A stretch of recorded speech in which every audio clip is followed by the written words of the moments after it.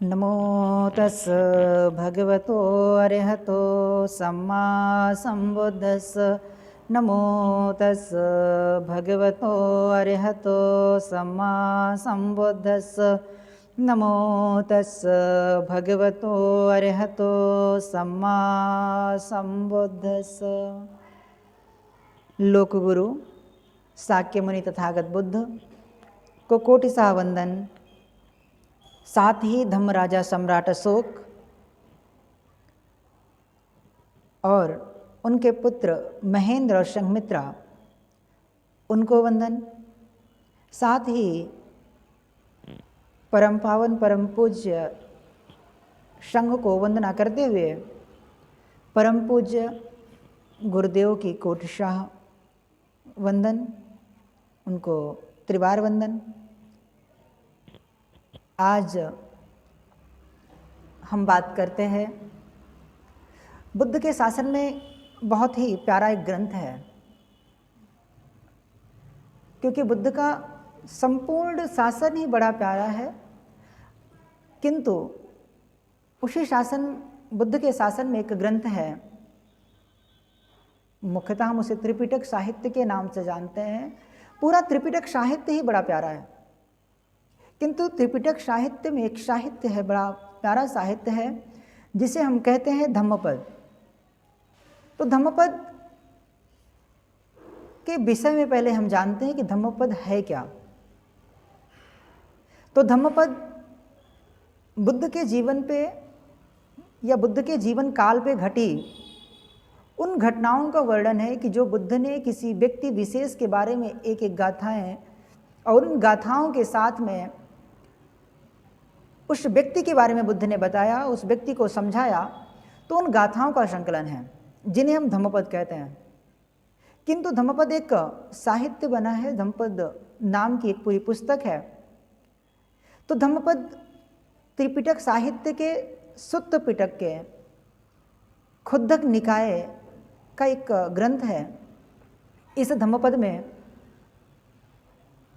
अनेकों वग्ग अनेकों गाथाएं वर्णित है। तो धम्मपद की पहली गाथा को आज हम जानेंगे, क्योंकि धम्मपद हमारे लिए बहुत विशेष महत्व रखता है। क्यों रखता है कि जैसे हिंदुज़म में गीता और मुस्लिमों में कुरान, ठीक ईसाई या क्रिश्चियंस में बाइबल अपना एक महत्वपूर्ण स्थान रखता है, वैसे हम बुद्धिस्टों के लिए, हम बौद्धों के लिए धम्मपद भी उतना ही महत्वपूर्ण है जितना अन्य लोगों के लिए उनके अनेक धर्म ग्रंथ। तो धम्मपद की पहली गाथा,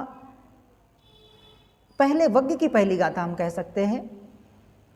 पहला वग्ग बुद्ध देते हैं, यमक वग्गों के नाम से है, और उस यमक वग्गों का जो अर्थ है, यमक का अर्थात होता है जोड़ा। अर्थात एक बुद्ध ने अगर पॉजिटिव बात कही है तो उसका निगेटिव पक्ष क्या है, बुद्ध उसके विषय में भी चर्चा करते हैं।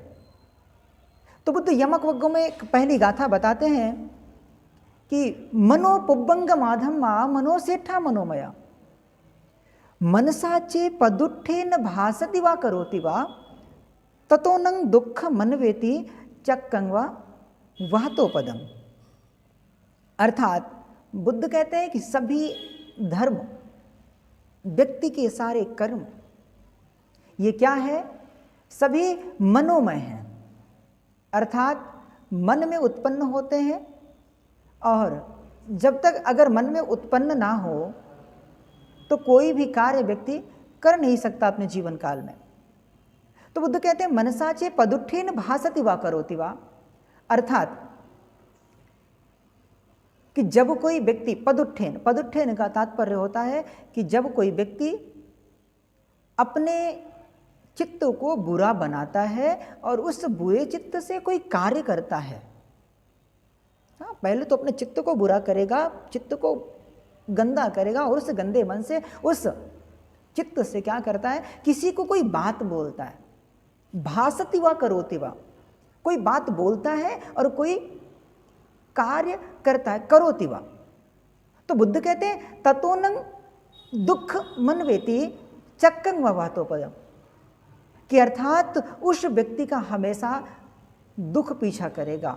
ठीक वैसे ही चक्कं व वातोपदम, अर्थात जैसे बैलगाड़ी जो होती है तो बैलों का पीछा, बैलों के जो चक्के होते हैं, बैलगाड़ी के जो चक्के होते हैं, उस चक्कों का पीछा, यानी चक्के किसका पीछा करते हैं? बैल के पैरों का पीछा करते हैं।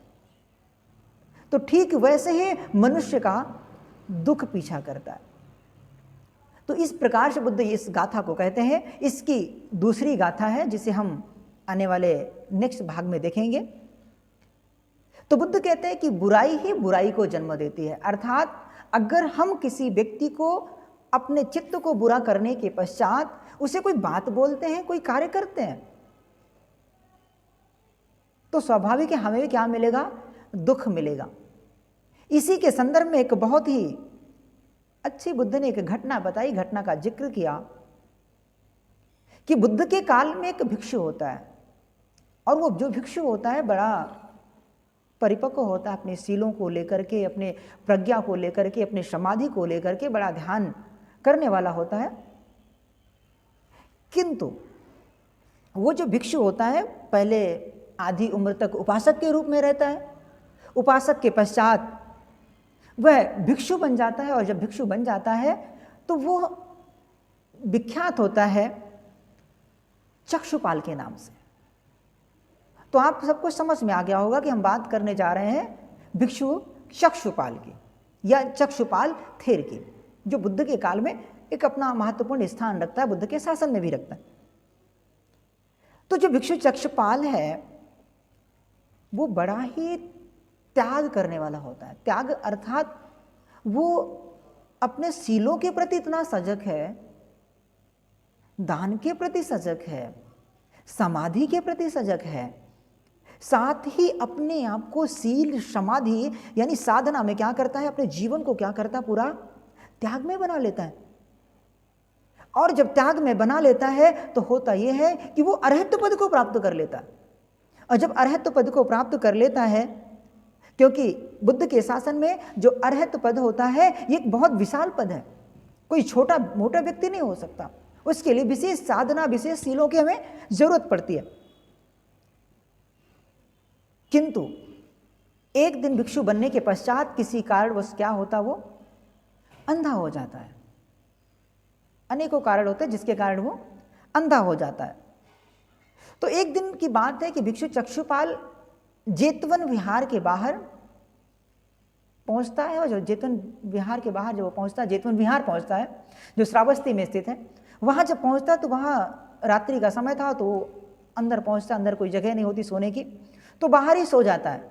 और जब बाहर सो जाता है तो उसे चूंकि ध्यान साधना करने की नियमित आदत है, तो इसके वजह से होता यह है कि चक्षुपाल पूरे विहार का जो है बाहर अपना चक्रमण करना शुरू कर देता है। जब चक्रमण ध्यान करता है तो एक लंबा समय होता है, और उस लंबे समय में चूंकि बहुत सारे रात्रि में कीड़े निकलते हैं तो वो कीड़े मकोड़े कुचल देता है। और जब कीड़े मकोड़े कुचल जाते हैं तो कुचलने की वजह से बहुत सारे कीड़े मकोड़े मर भी जाते हैं। और जब कीड़े मकोड़े मर जाते हैं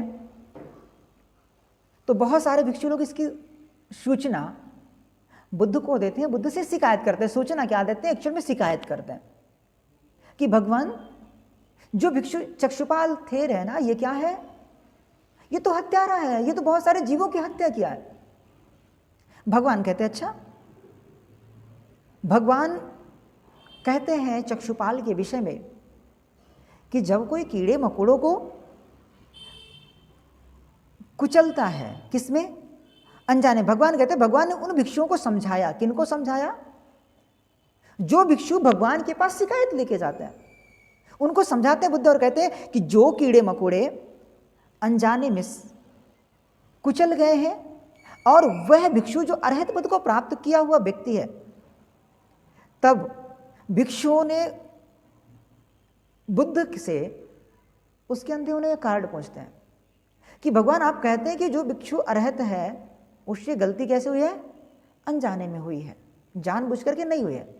किंतु आप कह रहे हैं कि वो भिक्षु अरहत भी है, तो आप हमें बताइए कि उसके अंधे होने का कारण क्या है। तो यहां पर बुद्ध उन भिक्षुओं को समझाते हैं और उसके पूर्व जन्म की कथा बताते हैं। पूर्व जन्म की कथा बताते हैं और बुद्ध बताते हैं उन भिक्षुओं को, जो भिक्षु शिकायत लेके पहुंचते हैं। बुद्ध कहते हैं कि जो चक्षुपाल थेर है ना, वो पूर्व जन्म में एक चिकित्सक हुआ करता था। चिकित्सक अर्थात डॉक्टर हुआ करता था। और चिकित्सक किस चीज का था? वो नेत्र चिकित्सक, या जिसे आप नेत्र सर्जन कहते हैं, आंखों का डॉक्टर कहते हैं, वो आंखों का डॉक्टर था। तो होता यूं है कि एक दिन उसके पास अंधी महिला आती थी। अंधी महिला आती है और उसने सुन रखा था क्या, क्योंकि चक्षुपाल के पूर्व जन्म में जब वो डॉक्टर था तो उसे ऐसा लोगों में फैला था, और ये बात बहुत सत्य थी, कि वो व्यक्ति अगर किसी भी व्यक्ति को अपनी दवा दे तो क्या होता था, वो व्यक्ति ठीक ही होना था। ऐसा नहीं था कि उसकी दवा काम ना करे। किंतु जो बूढ़ी महिला आती है, जो आंखों से अंधी होती है, वो थोड़ा सा चालाक थी। उसे लगता है कि ठीक है, मैं देखूंगी, मुझे उसके पास से दवा ले लूंगी, लेकिन उसे क्या बोलूंगी, मुझे अभी भी दिखाई नहीं दे रहा है। चक्षुपाल जो थे रहे भिक्षु, उसके पूर्वजन्म में उसको ये घमंड था अपने आप पर, एक गर्व था कि मैं अगर दवा देता हूं तो कोई भी व्यक्ति क्या हो सकता है, ठीक हो सकता है। जब ठीक हो सकता है तो इन सारी वजह से उसको एक अपने आप पे गर्व होता है। और जब गर्व होता है तो होता है कि वो महिला आती है और उससे दवा लेती है चक्षुपाल से, और चक्षुपाल कुछ दिनों के लिए दवा देते हैं। पुनः बुलाते हैं कुछ दिनों के बाद, चेकअप करते हैं उसका, जो भी आंखों को देखते हैं अपने आंखों से, और उसे कहते हैं पुनः आप आइए और पुनः दवा लेके जाइए। पुनः दवा देते हैं और उस दवाओं की वजह से होता यह है कि वो ठीक हो जाती है। और वो जो ठीक हो जाती है तो उस ठीक होने के पहले उसने कह रखा था कि अगर आपकी इन दवाओं से मैं ठीक हो गई तो मैं क्या करूंगी, मैं आपके जीवन भर, आपके यहां जीवन भर मैं गुलामी करूंगी। वो महिला ऐसा कहती है। लेकिन जब वो ठीक हो जाती है तो उसे क्या लगता है कि अब मुझे जीवन भर उसके यहां गुलामी करनी पड़ेगी, इससे अच्छा क्या है, वो अपने किए हुए वादे के अनुसार मुकर जाती है और कहती है मुझे अभी भी दिखाई नहीं दे रहा। आंखें न ठीक होने का वो नाटक करती है। इस वादा के खिलाफ जब मुकर जाती है तो जो चिकित्सक होता है उसे क्या होता है, थोड़ा सा बुरा लगता है, गुस्सा आता है। और जब गुस्सा आता है तो बड़ा क्रोधित होकर वो चिकित्सक उस महिला को एक दवा देता है, क्रोध में आकर के। और जब क्रोध में आकर के एक दवा देता है, और वो दवा कैसी देता है, गलत दवा देता है। जिस गलत दवा के प्रभाव से होता यह है, पुनः उस महिला को वो अंधा कर देता है। इस प्रकार से वो जो महिला होती है वो क्या होती, अंधी हो जाती है। और जब अंधी हो जाती है तब वो उसे श्राप देती, नाना प्रकार की बातें बोलती हैं। यद्यपि बुद्ध कहते हैं कि आज जो चक्षुपाल अंधा हुआ है ये किसका परिणाम है, इसके पूर्व जन्म का परिणाम है। क्यों परिणाम है, वो चाहता तो अपने जीवन अगर होना हो उसका पूर्व जन्म का इसलिए है क्योंकि वो पूर्व जन्म में अपने जीवन काल में पहले क्या करता रहा, लोगों की भलाई करता रहा, लोगों का हित करता रहा। किंतु वो लालच वश आकर के एक महिला को क्या करता है, दोनों आंखों से अंधा कर देता है। तो उसके पूर्व के जो पूर्व जन्म के जो कर्म है वो कैसे रहे, पहले बहुत अच्छे रहे। जिन अच्छे कर्मों की वजह से वो क्या करता है, सील, समाधि, प्रज्ञा, साथ ही इन सारी चीजों का पालन करने के पश्चात वो क्या प्राप्त करता है, अरहत्व की प्राप्ति करता है। अरहत्व की प्राप्ति करने के पश्चात वो क्या होता, पूर्व जन्म के कर्मों के कारण वो क्या होता, अंधा हो जाता। इसी संदर्भ में अभी आपने जो धम्मपद की गाथा सुनी कि बुद्ध कहते हैं मनोपबंगमा धम्मा मनोसेठा मनोमया मनसाचे पदुत्थेन भासति वा करोति वा ततोनं दुख मनवेति चक्कं वा वातोपदम। ये चक्षुपाल थेर के लिए बुद्ध गाथा कहते हैं कि चक्षुपाल थेर ने जैसा उस महिला के साथ पूर्व जन्म में किया उसके संदर्भ में भिक्षुओं को बताते हैं। और भिक्षु कहते हैं, भिक्षुओं अगर कोई व्यक्ति क्या करता है, सबसे पहले तो मन के बारे में बताते हैं, क्योंकि हमारा जो पुरोगामी होता है, हमारे हर एक कर्मों का जो अगुआ होता है वो मन ही है।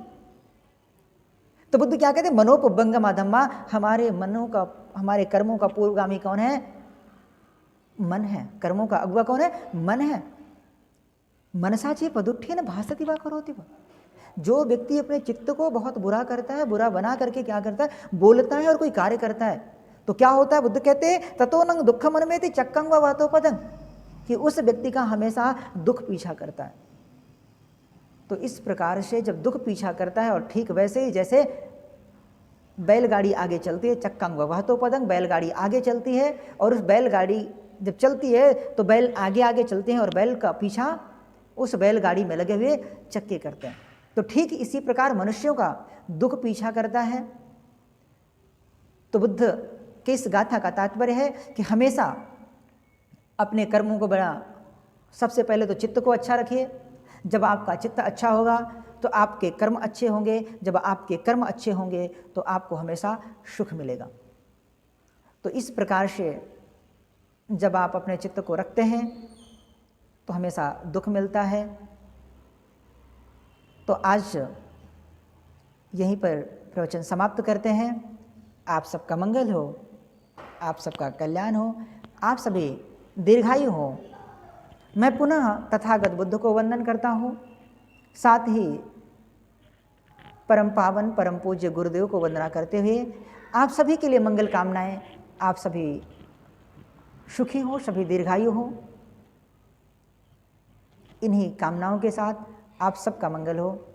आप सभी से एक विशेष आग्रह है कि आप सभी हमारे इस YouTube channel Dhamma talk with us को अगर अभी तक आपने सुना है, यहाँ तक आप पहुँचे हैं, तो आप इसे लाइक, शेयर और सब्सक्राइब ज़रूर करें, ताकि हम आने वाले समय में आपके लिए लगातार ऐसी ज्ञानवर्धक बातें लेके सामने आते रहें। धन्यवाद।